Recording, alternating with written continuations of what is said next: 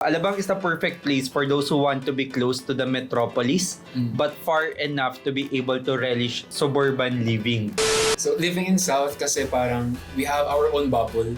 Like for example, nandun na lahat eh. Parang you don't have to go to Manila or to BGC. Kumbaga wala ka nahanapin sa iba eh. Nandun na sa South lahat. Sobrang okay niya as income generating property. It can be appealing to those who are in Laguna, who are in Batangas, who are in yung mga more on the southern provinces. For Ardaine, nasa mga 4 million to 8 million. Whereas sa mga AVIDA and BGC, for example, is already from 10 million to around 30 million already. Kung practical ka, you would invest in AVIDA Ardaine. Good side sa akin ni AVIDA Ardaine is yung Ayala name. Siyempre, sino bang hindi nakakilala sa Ayala? Consistent silang nagpa-price increase even if pandemic.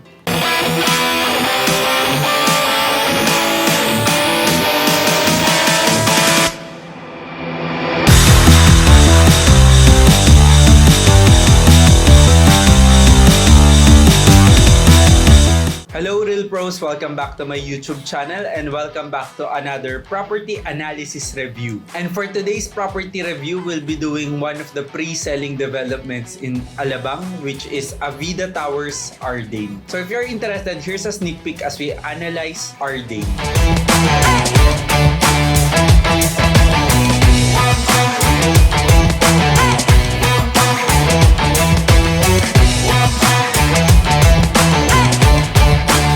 Okay, so again, kilala nyo na sila by now. So I have here my colleagues, which is Marco, Migs, Marge, and Airon. Sorry. Mahira talaga ako sa names. Okay, so for today, kilala nyo na sila. I have with me my colleagues to help me analyze the property. So I have Marco, Migs, Marge, and Airon. Hi naman kayo. Hi. Okay, yan. Okay, parang game show, no? Pero, okay, let's start analyzing Ardaine. In general, I'm not a big fan of the South just because nahihirapan ako pumunta sa South because of the toll gate. I don't think it's easily accessible unless you drive. This is from my own opinion. But in general, I know that Alabang itself is parang may sarili silang culture in terms of lifestyle. They have their own town like it. They have their own opinion about properties. Ibang-iba talaga, like compared to the central CBDs in Metro Manila, no? Ikaw, Marco, na from taga South, could you give me like a description of how is it to live in the South? What's so special about living in that people are actually considering it as an investment nowadays? So living in South kasi parang we have our own bubble. Like for example, nandun na lahat eh. Parang you don't have to go to Manila or to BGC. Kumbaga wala ka nahanapin sa iba eh.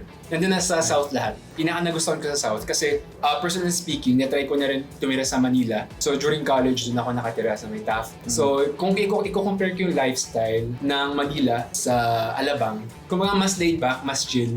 Kumbaga wala masyadong noise. Yung pinaka-nagustuhan ko. Okay, so it's quite slower, no, in Alabang area. Hindi siya ganun ka-busy. Pero nabanggit mo rin na you have your own bubble. And we'll focus on this one in analyzing Ardaine as an investment property in Alabang because there might be pros and cons of having your own bubble. Again, if you're watching my vlog, you know how I love agglomeration, no? And the fact that you have your own bubble, it's not agglomerated within Metro Manila. Okay, in our analysis report, sabi dito, Alabang is the perfect place for those who want to be close to the metropolis, but far enough to be able to relish suburban living. So it is only 20 minutes drive away from Makati and 30 minutes drive away from Bonifacio Global City. Based dito sa report na to, number one, I don't think it's a substitute for BGC or Makati. It's purely a different lifestyle eh. If you're gonna buy a property, for example, in Ardaine and you're gonna work in Makati or or BGC, no? Or you're gonna go every day, for example, sa BGC. We know that Alabang is quite notorious with its toll fees. I don't know if that's the right term, pero like, meron siyang toll gate because it's in isolation. So how do you deal with the access going to the main CBDs or other CBDs in Metro Manila if you live in Alabang and work in Makati, for example? So na-experience ko na kasi both mag-drive papuntang Makati, BGC, or Manila area. And also as commuter, na-experience ko na rin. So pwede ko ma-weigh. And as a commuter, sobrang okay yung Alabang. Especially dito sa area ng Arden. Kasi dito sa area ng Arden, konting lakad lang, nandun na yung sakay ng mga bus, ng mga jeep papuntang Manila. And meron din mga P2P na mga bus papuntang Greenbelt, papuntang BGC. So as a commuter, sobrang okay. How much is like a transport, for example, going to Makati? Going to Makati, going to Greenbelt, P2P, I think 100 pesos. 100 pesos. 100 pesos. Okay. So medyo expensive siya. Okay, so balikan ka per day, that's 200 pesos. Let's say 20 days ka. So that's like 4,000 pesos for the So kung average yung salary mo, na nagtatrabaho ka sa may Manila area or sa may BGC, medyo lugi ka. Right. So you really have to like be working sa south Inside the south. This might be more interesting to the markets, to the investor market who are based in Laguna, probably Parañaque, Cavite. for example, Cavite, possible din. No, so let's talk about Arden in general as a property development. So I think this is one of the first developments of Ayala in Alabang. Not a lot of developers would like to go into Alabang as an investment area. For now, they haven't really raised it. A lot of condominiums or developers in Alabang, well, major developer is PhilInvest, but other than that, maraming independent condominium builders sa Alabang. What do you think is so special na nakita ni AVIDA dito yung opportunity to build a property? Like in terms of the market, in terms of the potential growth of the property in Alabang? Actually, I consider Alabang as speculative property, speculative area. For me, pwede mo siya ma-consider as high risk, high reward na investment. Kasi for now, hindi niya pa nare-reach yung maximum potential niya as an investment. So, kung meron mga investors, magandang bumili ngayon. Right. Kaso, ang problema kasi, pinaka-selling point kasi dito sa Alabang, yung pinakamagandang area is sa may PhilInvest area. Kasi nandun yung magandang lifestyle. For example, walk-friendly, bike-friendly. Maganda yung lifestyle dun sa area na yun.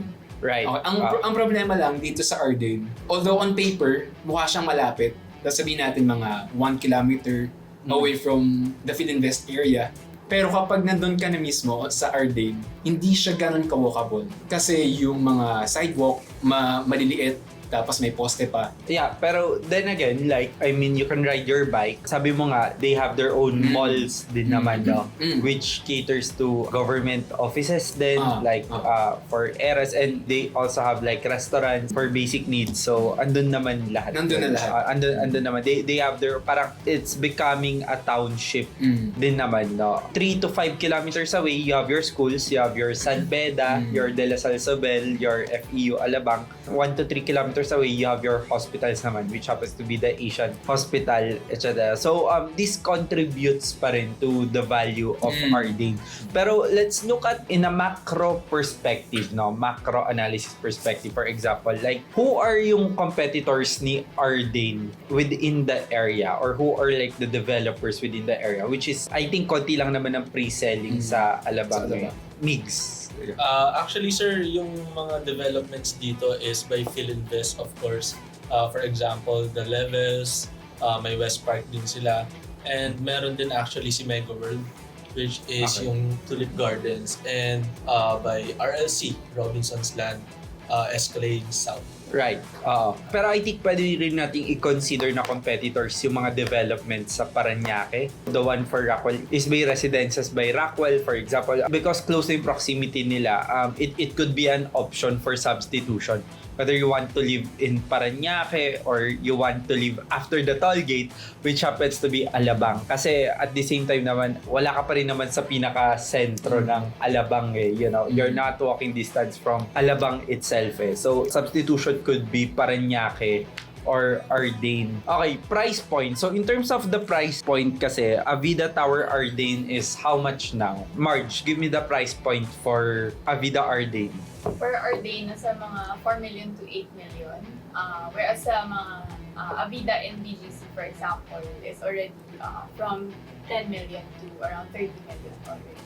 Okay, so a studio in Ardaine is around 4.7 million, while a studio unit, AVIDA BGC, is around 10.3 million. That's almost double yung tinitignan natin. So there's quite a big difference in terms of the prices. So 4.7 because bago-bago rin yung development sa Alabang. Medyo bago yung area. But then like, if you look at the C5 growth area, bago rin naman yung development area na yun.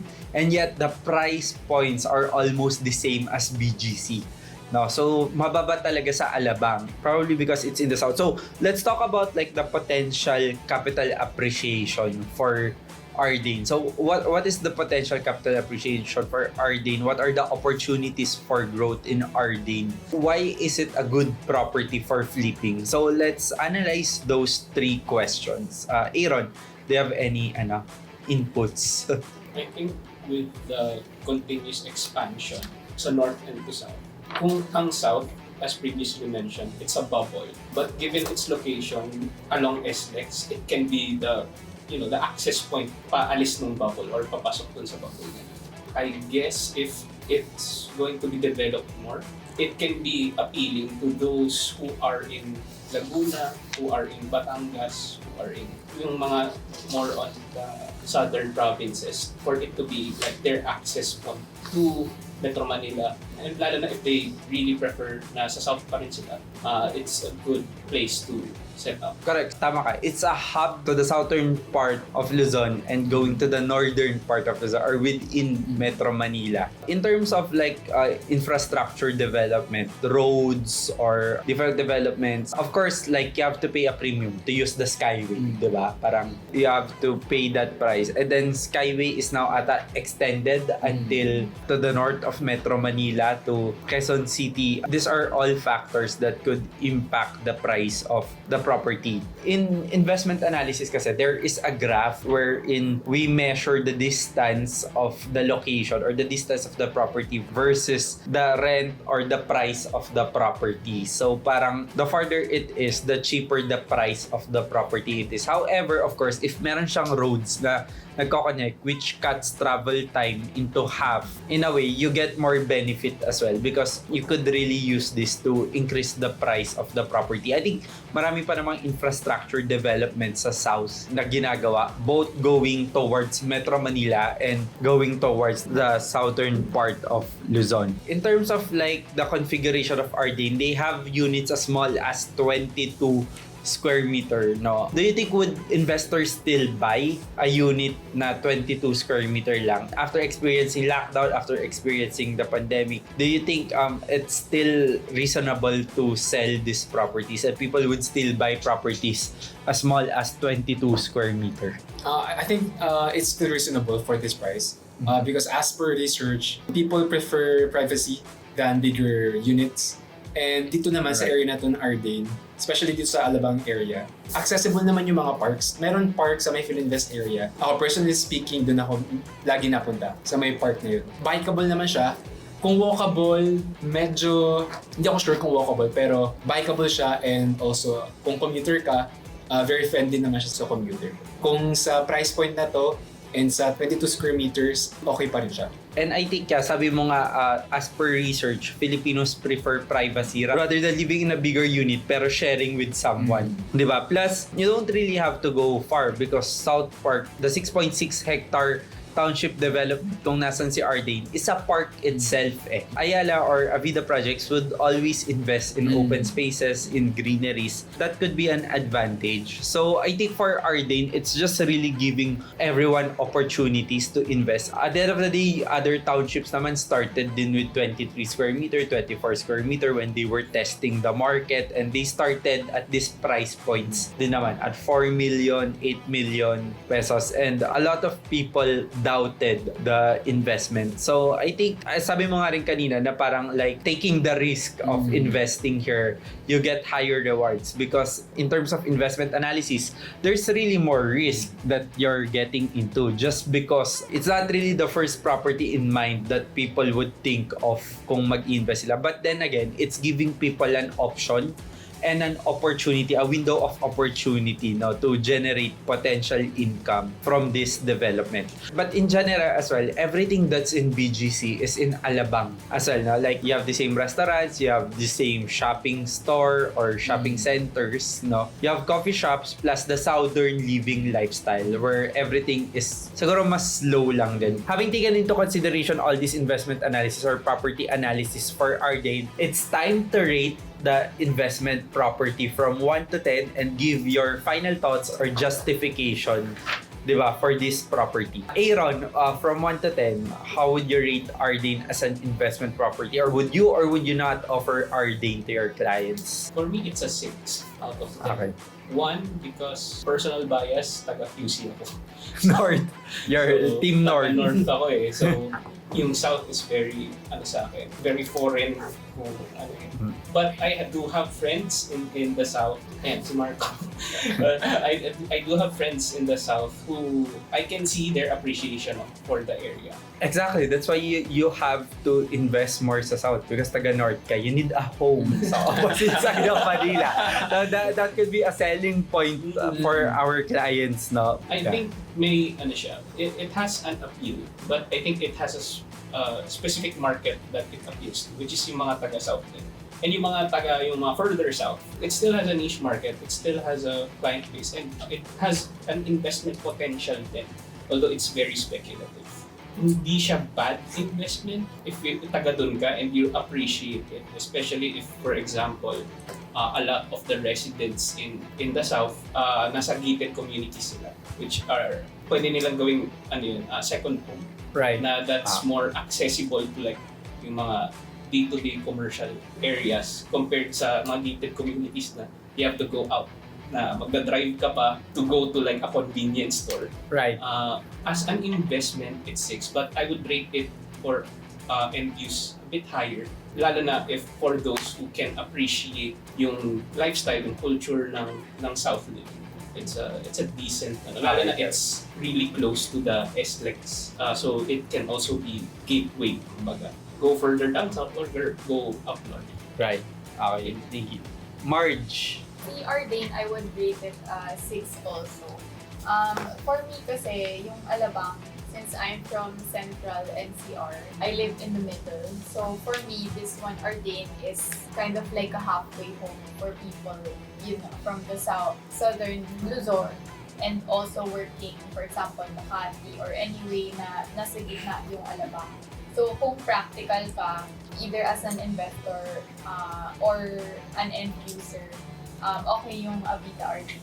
Hindi ko lang masyado gusto kasi maliit na yung space. Pero maganda siya kasi ginawa siyang parang mini township siya.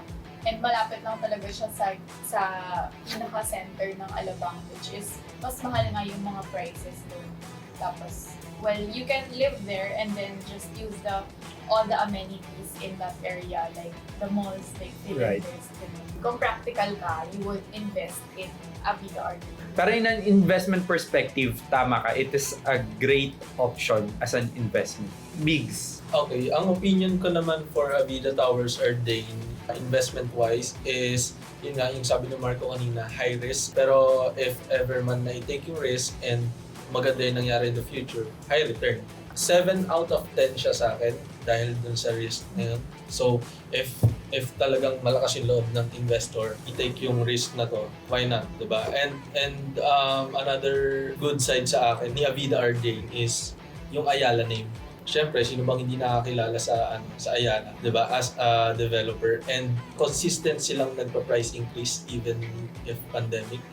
And then of course yung last is yung price point. Mababa pa talaga siya. So if ever na, for example, mag-focus naman yung mga developers sa South and yung mga developments dagdagan, yun na yung high return na mangyayari sa investment. But then for an end user, yun nga, sabi kanina is if you're working sa Makati, pero gusto mo yung buhay mo is parang tahimik lang, pwede to. So parang suburban living talaga. For an end user, it would be 8 out of 10. Yeah, so again, it depends on the preference of the market eh. Probably kasi like, for you three, sa inyo tatlo kasi, you're not from the South. So, and I'm not from the South as well. So, we might not really understand until you experience it.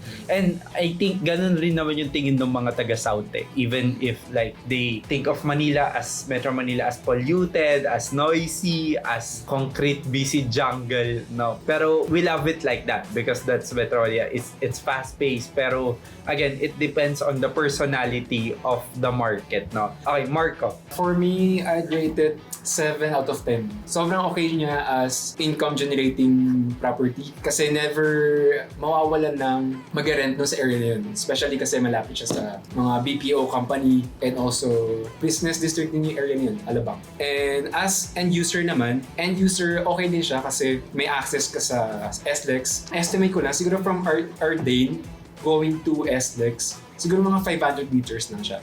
So, ganun siya kalapit. So, 500 meters lang, ma-access mo na agad yung SLEX. And also, meron din daang hari. Yung daang hari naman, pwede siya magamit. Kunyari, for example, taga Cavite ka, gusto mo mag-access ng Alabang or Alabang going to Cavite, pwede kang dumaan ng daang hari. So, very accessible yung daang hari coming from Alabang. From investment perspective, very speculative siya kasi yung Alabang, ang laki pa ng room niya for growth. So for now, siguro hindi pa siya mainit sa mata ng mga buyers, ng mga investors. Pero for me, it's just a matter of time before maging BGC yung Alabang. Again, sabi ko kanina, area na to is high risk, high reward. Yeah, pero I think naman na parang Alabang is not trying to be the next BGC, no? They have their own personality nga. So parang they're quite unique eh. It's very similar to US kind of living, to the Western type of living wherein you don't really have that much high-rise buildings, you don't really have that much malls, but rather it's more of like warehouses style of shopping. Yung parang mga warehouse siya, or talagang they're really maximizing the space but not really using the highest and best use for the city to be sustainable, no? They know that it's the highest and best use. They know na they wouldn't earn more because they're not building high-rise, but all they want is to preserve and to make Alabang as sustainable as possible. Having said that, I rate Ardanne investment as 8, higher than your ratings. 1, because it is affordable to the market. It's an opportunity for each Filipino to be able to invest. Mahabol pa yung mga prices if they were not able to invest. At this time right now, even if you're earning like 40,000 per month, it's hard to choose a property for investment. Second, you're not that far from a great environment. You could do a lot, not necessarily shopping. Because in Metro Manila, when we say you're near a mall, you're near parang it's a very expensive lifestyle eh. Dito you could go out and go on picnics or something like that. So I think it's more of a sustainable lifestyle. It's also selling the lifestyle. Let's say for example, you have families in the south or like Laguna and you wanna go independent. Ardanne is a great property to start. You're not that far from your family, and yet you're not that far from work as well. In terms of the price points, it's really good. Again, it's gonna depend on the deliverables. And I think there's strong potential for rent because bababa nga yung price point niya. So it means the lower the price, the higher the yield that you will be getting. So hopefully, like in the near future, Alabang would be similar to BGC. Rentals would be similar as well. So imagine, let's say for example, getting the property at 4 million pesos yet having it rented out at 25,000 to 30,000 pesos per month. That's really a good investment. No? So this might be something for long-term flip. No?